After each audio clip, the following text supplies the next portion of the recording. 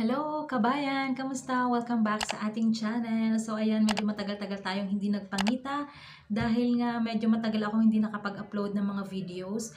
So for today's video ay gusto pong i-share sa inyo yung comment ni kabayan. So shout out kay kabayan Ella May. So ayan, sa mga kababayan natin na gustong mag-open ng account or mag-register ng kanilang account sa OF Bank at hindi daw nakaka-receive ng OTP. So, last time, nung una din, ay hindi ako nakaka-receive ng OTP, pero naayos naman siya.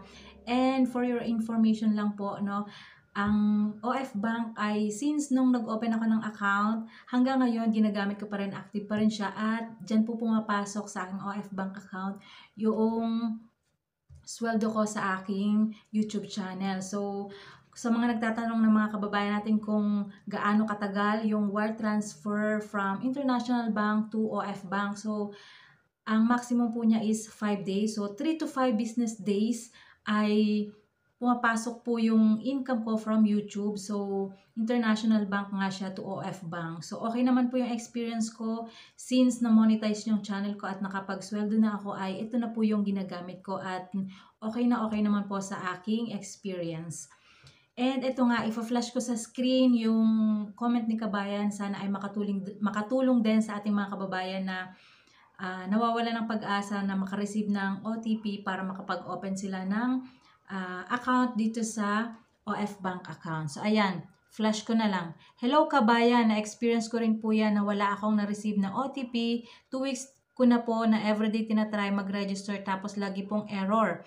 At wala akong OTP na na-receive. 2 numbers na rin ang nagamit ko sa Pinas at dito sa abroad.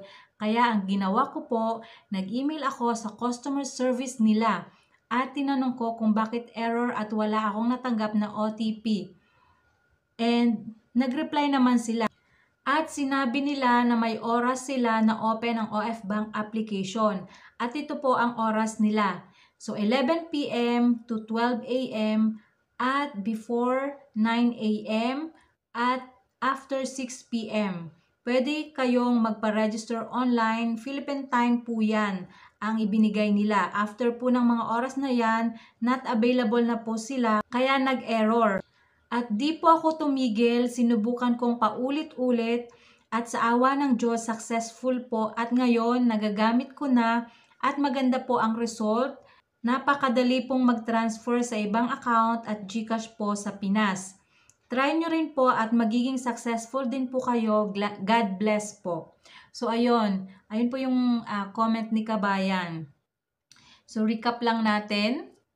So, kapag magre-register daw po ng OF Bank account ay meron daw silang oras. Yun daw po yung reply sa kanya ng OF Bank.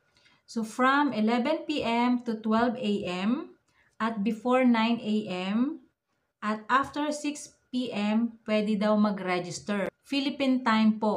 So, ayan mga kababayan, sana ay makatulong din yung comment ni kabayan at makapag-register na kayo, makapag-open na kayo ng account dito sa OF Bank at magamit nyo na rin para sa mga transaction online. Thank you so much. Hanggang sa next video. Bye!